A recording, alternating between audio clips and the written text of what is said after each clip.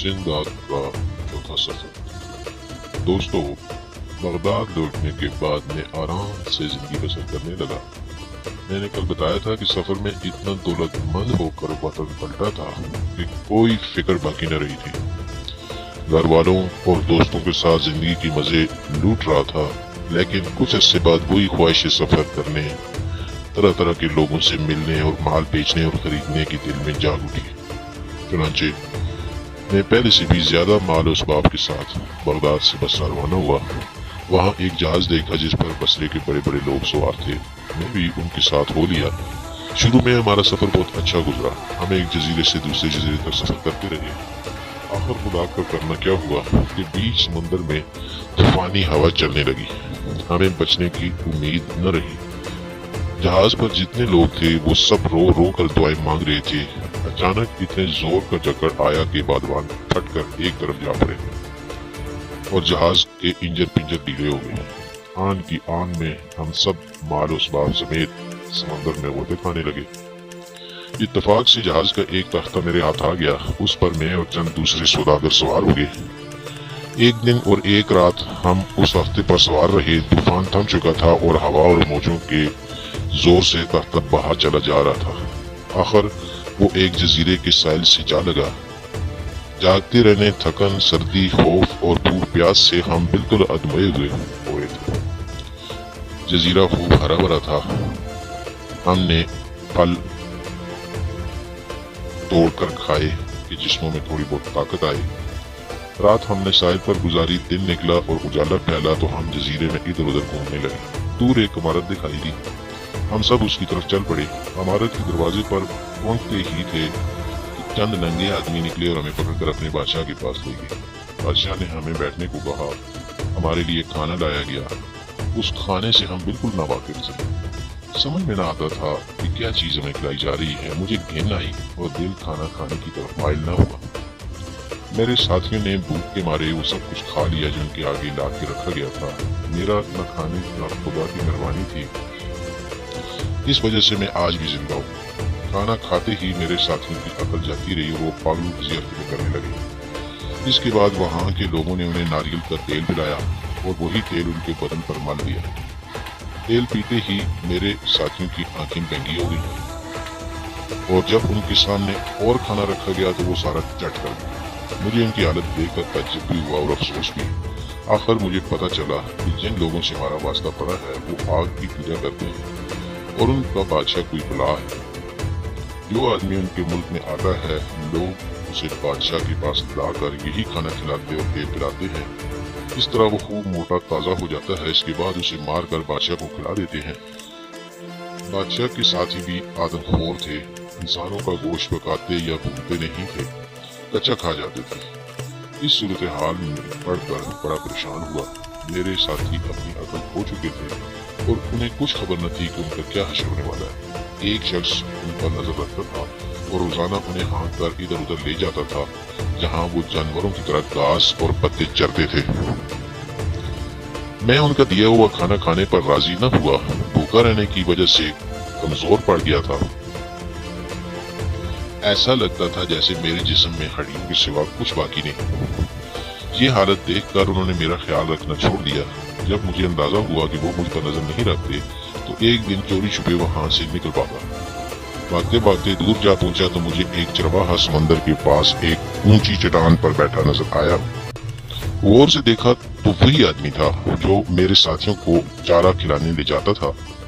میرے ساتھی وہاں گھاس چر رہے تھے۔ چرواہا مجھے دیکھ کر سمجھ گیا کہ میری عقل خراب نہیں ہوئی۔ اس نے اشارے سے کہا کہ پیچھے لوٹ کر دائیں طرف مڑ جاؤ، وہاں سے جو ایک بڑی سڑک پر پہنچ جائے گا۔ میں نے اس کے کہے پر عمل کیا اور دائیں طرف مڑ کر چلتا گیا یہاں تک کہ چرواہا میری نظروں سے اوجھل ہو گیا۔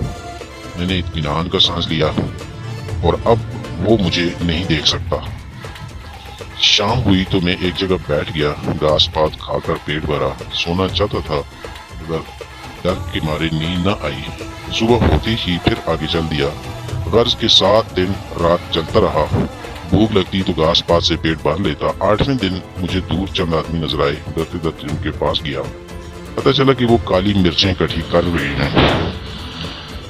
जैसे ही उन्होंने मुझे देखा तो दौड़े दौड़े मेरे पास आए और पूछने लगे कि तू कौन है और कहाँ से आया है।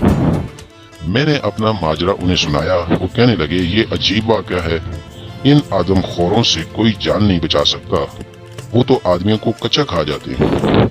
जब वो काली मिर्चें जमा कर चुके तो मेरे लिए उनका खाना लाए। बहुत दिन बाद मैंने पेट भर कर खाना खाया।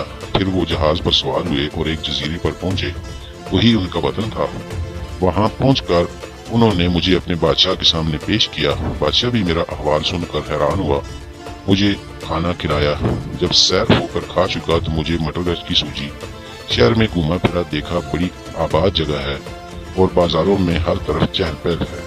मेरी डारस बंदी कि ऐसी जगह पहुंच गया हूं जहां आराम से जिंदगी गुजारी जा सकती है। मैंने देखा कि वहाँ के लोग छोटे हों या बड़े निहायत उम्दा घोड़ों पर सवारी करते हैं मगर ज़ीन नहीं करते। मैंने बादशाह के सामने अपने ताज्जुब का इज़हार किया। बादशाह ने कहा, ज़ीन क्या होता है? हमने ये लफ्ज़ आज तक नहीं सुना। मैंने कहा कि मुझे अच्छी किस्म की लकड़ी फराहम की जाए। इसके बाद मैंने एक माहिर बड़ी को बुलाया और उसे ज़ीन बनाना सिखाया। चमड़ा मंगाकर ज़ीन पर चढ़ाया। एक लोहार को ढूंढा और रकाबे बनाना सिखाया। जब सारा काम मेरी मर्जी के मुताबिक हो गया तो एक घोड़ा लेकर ज़ीन और रकाबों से आरास्ता किया और उसे लगाम देकर बादशाह के पास ले गया। बादशाह ने घोड़ी पर सवारी की तो उसे बड़ा मजा आया और उसने मुझे पर इनामात की बारिश कर दी। जब वजीर ने ज़ीन और रकाबों की खूबियों को देखा तो मुझसे ज़ीन और रकाबे बनाने के लिए कहा। मैंने उसकी फरमाइश पूरी कर दी। अब तो मुल्क के तमाम बड़े लोग और ओहदेदार ज़ीन और रकाबें तलब करने लगे। चुनांचे मैं बड़ी और लोहार की मदद से ज़ीन और रकाबें बनाकर बेचने लगा और बहुत अमीर हो गया। शहर के लोग मुझे बड़ा आदमी समझने लगे।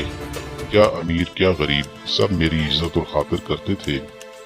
एक दिन मैं बादशाह के दरबार में खूब बन ठन कर खुशबाश बैठा था कि बादशाह ने कहा, मेरी बात सुन, अब तेरा शुमार इज्जतदार लोगों में होता है। तुझे हम अपने जैसा समझते हैं। हमारी ख्वाहिश है कि तू हमेशा हमारे शहर में रहे और कहीं न जाए। इसलिए तू एक काम कर, उम्मीद है कि मेरी बात न टालेगा। मैंने जवाब दिया, बादशाह सलामत, मैं आपके कहने पर पूरी तरह अमल करूंगा। आपने मुझ पर मेहरबानी की है, इसलिए मुझे आज ये मुकाम हासिल है। मैं खुद को बादशाह का नौकर समझता हूँ। बादशाह ने कहा, मैं चाहता हूँ कि तेरी शादी यहाँ किसी खूबसूरत और अमीर लड़की से कर दूँ ताकि तू यहाँ से जाने का नाम न ले। बादशाह की बात सुनकर मैं शर्म के मारे सुर्ख हो गया और मुझसे कोई जवाब न बन पड़ा। बादशाह ने पूछा, बेटे तू चुप क्यों है, जवाब क्यों नहीं देता? मैंने कहा, हुजूर आपका हुक्म। सर आंखों पर। बादशाह ने फौरन काजी और गवाहों को बुलाकर मेरा निकाह एक शरीफजादी से कर दिया जो खूबसूरत भी थी और मालदार भी और बड़े घराने से ताल्लुक रखती थी। एक बड़ी हवेली मुझे रहने को मिली। बहुत से नौकर चाकर मेरी खिदमत में हाजिर हो गए। बादशाह ने अच्छी खासी रकम मेरे लिए मुकर्रर कर दी जो हर महीने मुझे मिलती थी। मैं अपनी तमाम मुसीबतों को भूलकर हंसी खुशी रहने लगा। मेरी बीवी मुझे बहुत चाहती थी और मैं भी उसे बहुत पसंद करता था। सोचता था कि जब वतन जाऊंगा तो इसे भी साथ ले जाऊंगा। आदमी कुछ सोचता है, खुदा ने उसकी तकदीर में कुछ और लिखा होता है। आइंदा का हाल किसे पता है। हमारे पड़ोस में मेरी बड़ी दोस्ती थी। इत्तेफाक से एक दिन उसकी बीवी फौत हो गई। मैं अफसोस करने उसके पास गया। देखा कि उसकी हालत बहुत खराब है, जैसे मरने ही वाला हो। मैंने कहा, बीवी का इतना काम न कर, खुदा तेरी उम्र दराज करे, हो सकता है तुझे कोई और बेहतर बीवी मिल जाए। ये सुनकर वो जोर जोर से रोने लगा और बोला, ऐ दोस्त, मेरी जिंदगी का अब एक ही दिन बाकी रह गया है, दूसरी शादी में कैसे करूंगा। उसकी बात सुनकर मुझे हैरत हुई और मैंने कहा, ऐ भाई, बुरी बात मुंह से मत निकाल, तू बिल्कुल सेहतमंद है। उसने जवाब दिया, ऐ दोस्त, तेरी जान की कसम, कल तू मुझे यहाँ न पाएगा, न आइंदा कभी देख सकेगा। मैंने हैरत से पूछा, क्यों? उसने जवाब में कहा, आज जब मेरी बीवी को दफन करेंगे तो मुझे भी इसके साथ जिंदा दफन कर देंगे। हमारे शहर का यही दस्तूर है, अगर बीवी मर जाए तो शोहर को उसके साथ जिंदा दफन कर देते हैं, और शोहर मर जाए तो बीवी को। मैंने कहा, ये बहुत बुरा दस्तूर है। हम बातें कर ही रहे थे कि शहर के लोग बड़ी तादाद में आ पहुंचे। उन्होंने बीवी को ताबूत में रखा और मेरे पड़ोसी को भी साथ ले चले। शहर के बाहर पहुंचकर समुंदर के करीब एक पहाड़ के दामन में आए। वहां एक बड़ा पत्थर पड़ा था, उसे हटाया। उसके नीचे कुएं की शक्ल का गार दिखाई दिया। लोगों ने ताबूत को उसमें डाल दिया। मैंने पूछा तो मालूम हुआ कि पहाड़ के नीचे एक अंधा कुआं है। फिर मेरे पड़ोसी की बारी आई। उसे रस्से से बांधकर गार में उतार दिया। एक मटका पानी और 7 रोटियां भी साथ कर दी। पड़ोसी ने नीचे पहुंचकर रस्सा खोल दिया। लोगों ने रस्सा खींचकर उस बड़े कुएं का मुंह बंद कर दिया। अब मेरे दोस्त को संधेरे गार में छोड़कर शहर को लौट गए। मैंने दिल में कहा, ये मौत तो दूसरी मौतों से भी ज्यादा कठिन है। और कुछ न सूझा। सीधा बादशाह की खिदमत में हाजिर हुआ और कहा, ऐ मेरे आका, आपके मुल्क का ये दस्तूर निहायत ही खराब है। बादशाह ने जवाब दिया, ये दस्तूर हमारे पुराने वक्तों से चला आ रहा है, इसे किसी सूरत बदला नहीं जा सकता। मैंने पूछा, अगर मेरी बीवी मर जाए तो क्या मुझे भी इसके साथ अंधे कुएं में डाल दिया जाएगा? मैं ठहरा परदेसी, क्या मेरे साथ रियायत न होगी? बादशाह ने सख्ती से कहा, नहीं, अगर तेरी बीवी मर गई तो जरूर तुझे भी उसके साथ कुएं में डाल दिया जाएगा। इन तमाम बातों से मुझ पर खौफ तारी हो गया। मैंने सोचा कि अगर बीवी मर गई तो मेरा मरना भी यकीनी है। मैंने दिल को तसल्ली देनी चाहिए कि कल का हाल किसे मालूम, क्या पता कौन पहले मरे कौन बाद में। लेकिन मुझे जिस घबराहट ने घेर रखा था वो किसी तरह कम न हुआ। किस्मत का खेल देखिए कि थोड़ी मुद्दत बाद मेरी बीवी बीमार पड़ी और चंद रोज बाद फौत हो गई। शहर वाले तज़ियत करने मेरे पास आए। खुद बादशाह ने भी आकर अफसोस किया। फिर मेरी बीवी को नहलाकर बेहतरीन कपड़े और निहायत कीमती जेवर पहनाई गए। लाश को ताबूत में रखा और उस पहाड़ का रुख किया जिसके पास कुआं था। वहां पत्थर हटाकर ताबूत को कुएं में डाल दिया। मेरे दोस्त और ससुराल वाले मुझसे इस तरह गले मिले जैसे मैं किसी लंबे सफर पर रवाना होने वाला हूँ। मैंने बेतरिया फरियाद की कि यारो, मैं परदेसी हूँ, तुम्हारे दस्तूर को नहीं मानता। उन्होंने मेरे चीखने चलाने की जरा बराबर परवाह न की और 7 रोटियां और मटके भर पानी के साथ रस्सी के जरिए नीचे उतार दिया और बड़े पत्थर से कुएं का मुंह बंद करके चलते बने। मैंने गार में बहुत सी लाशें पड़ी देखी जिनसे सख्त बदबू आ रही थी। मैंने अपने आप से कहा, मेरे साथ होना भी यही चाहिए। हर सफर में मरने से बाल बाल बचता रहा हूँ, इसके बावजूद सफर करने से बाज नहीं आया। अब सफर करने की कीमत जान देकर अदा करूंगा। गार में मुझे दिन रात का बिल्कुल पता न चलता था। जब भूख प्यास लगती तो रोटी के 2-3 टुकड़े खा लेता, प्यास लगती तो 1-2 घूंट पी लेता। डरता था कि रोटियां खत्म न हो जाएं, मटके में बूंद भी बाकी न रहे। लाहौल पढ़ पढ़ कर कहता, इस शहर में शादी करके मैं तो अजाब में फंस गया। काश मैं समुद्र में डूब गया होता या पहाड़ से गिर कर मर जाता। इस खराब मौत से वही बेहतर रहता।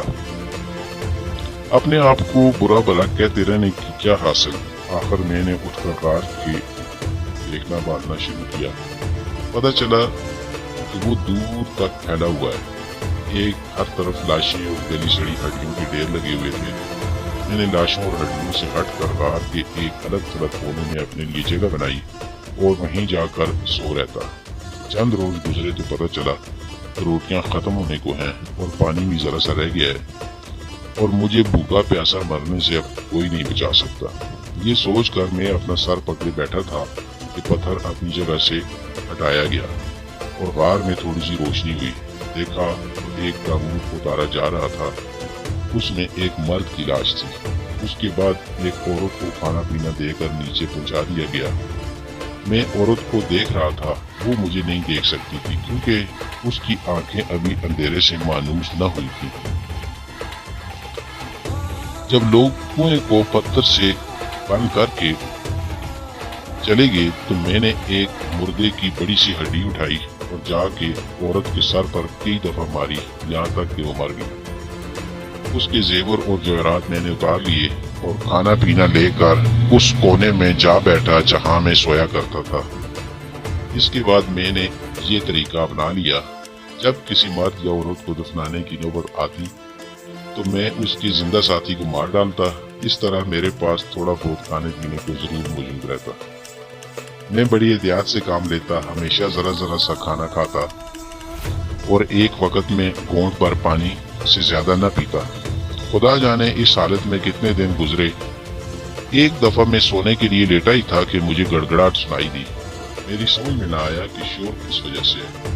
मैं उठा और एक मुर्दे की हड्डी लेकर उस तरफ बढ़ा जिधर गड़बड़ हुई थी। थोड़ी दूर चलकर एक वहशी जानवर नजर आया जो मुझे आता देखकर भागा।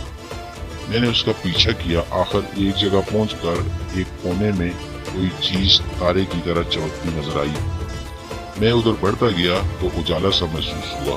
मुझे यकीन हो गया कि रात में कुछ सुराख है जो बाहर की तरफ निकलता है। और आगे जाकर पता चला कि जानवरों ने यहाँ पहाड़ी में सुरंग लगाई हुई है, जिसके रास्ते वो अंदर आते हैं और पेट भरने के बाद बाहर निकल जाते हैं। ये मालूम होते ही मेरी जान में जान आ गई।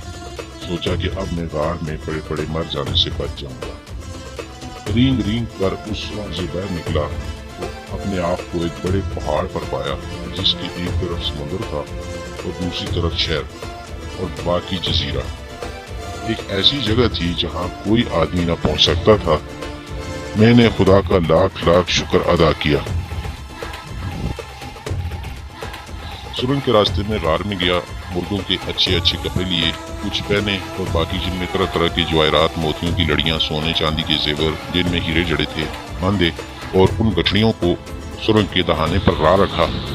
अब मैं रोज सुरंग से निकलकर इस उम्मीद पर बाहर आ बैठता कि शायद कोई जहाज इधर आ निकले और मुझे इस गार से, जो कैदखाने से कम न था, निजात मिले। रात को गार में जाकर सो जाता और जो जिंदा मुर्दा या औरत गार में आ जाती उसे मार डालता ताकि खाने पीने की कमी न हो। एक रोज मैं समुद्र के किनारे बैठा अपनी हालत पर गौर कर रहा था कि समुद्र में एक जहाज नजर आया। मैंने मुर्दों के कपड़ों में से एक सफेद चादर निकाली और उसे लहराता हुआ इधर से उधर दौड़ने लगा। खुशकिस्मती से जहाज वालों ने सफेद चादर की वजह से मुझे देख लिया। जहाज से एक कश्ती उतारी गई। उसे कहते हुए चंद आदमी मुझ तक पहुंचे और पूछने लगे कि तू कौन है और यहाँ क्या कर रहा है, इस पहाड़ पर कैसे पहुंचा। हमने कभी किसी को यहाँ नहीं देखा। मैंने कहा मैं सौदागर हूँ। जिस जहाज पर मैं सवार था वो तूफान में फंसकर टूट फूट गया। एक तख्ता मेरे हाथ लगा, इस पर अपने बचे कुचे माल समेत यहाँ आ पहुंचा। उन्होंने मुझे इस तमाम माल समेत जो मैंने गार से समेटा था कश्ती में बिठा लिया और जहाज पर जाकर कप्तान के सामने ला खड़ा किया। कप्तान ने कहा, ऐ शख्स, तू इस जगह कैसे पहुंचा? ये बहुत बड़ा पहाड़ है जिसके पीछे एक बड़ा पूरा शहर आबाद है। मैं उम्र भर इस समुद्र में सफर करता रहा हूँ और इस पहाड़ के पास से बारहा गुजरा हूँ, लेकिन यहाँ जंगली जानवरों और परिंदों के सिवा किसी को नहीं देखा। मैंने वही कहानी दोहरा दी जो कश्ती पीने वालों को सुनाई थी। शहर और गार का जिक्र बिल्कुल न किया। डर था कि जहाज पर शहर का कोई रहने वाला न हो। अपने माल में से बहुत से जेवर और हीरे निकाल कर जहाज के कप्तान को देने चाहे, वो लेने पर राजी न हुआ और बोला, हम किसी से कोई चीज नहीं लेते। जब समुद्र के किनारे या किसी जजीरे पर किसी भूले भटके को देखते हैं तो उसे जहाज पर ले आते हैं। अगर उसके पास कुछ न हो तो अपने पास से उसे रुपया पैसा देते हैं। महज खुदा के लिए ये भलाई करते हैं। ये सुनकर मैंने उसे ढेरों दुआएं दी। हम जजीरे जजीरे सफर करते रहे। मैं अपनी सलामती पर खुश था। जब मुझे गार में मुर्दों के दरमियान गुजारे हुए दिन याद आते तो कपकपी तारी हो जाती। खुदा खुदा करके हम हिफाजत से बसरा पहुंचे। वहां से मैंने बगदाद की राह ली और घर आकर घर वालों और दोस्तों से मिला। उन्होंने सफर से सही सलामत लौटने पर मुझे मुबारकबाद दी। जो माल मेरे पास था वो मैंने गोदामों में रखवाया, तोहफे दिए, खैरात की, यतीमों और गरीबों को कपड़े बनवा दिए और दोबारा ऐश व आराम की जिंदगी बसर करने लगा। तो दोस्तों, ये था मेरे चौथे सफर का अहवाल। जिंदबाद हमाल। अब तू मेरे साथ खाना खा और 100 अशरफियाँ ले जो तुझे रोज मिलती हैं। कल मैं अपने 5वें सफर की कहानी सुनाऊंगा। दस्तरखान बिछाया गया اور سب مہمانوں نے سامنے چنی ہوئی نعمتوں کا مزہ لیا اور کھا پی کر رخصت ہوئے۔ سندباد حمال بھی حیرت میں ڈوبا گھر لوٹا۔ صبح ہوتے ہی اس نے فجر کی نماز ادا کر کے سندباد جہازی کی حویلی کی راہ لی۔ سندباد جہازی نے اسے خوش آمدید کہا۔ جب دوست احباب جمع ہو گئے تو دسترخوان بچھا، کھانے چن دیے گئے، خوب گپ شپ ہوئی۔ اس کے بعد سندباد جہازی اپنے 5ویں سفر کی کہانی بیان کرنے لگا۔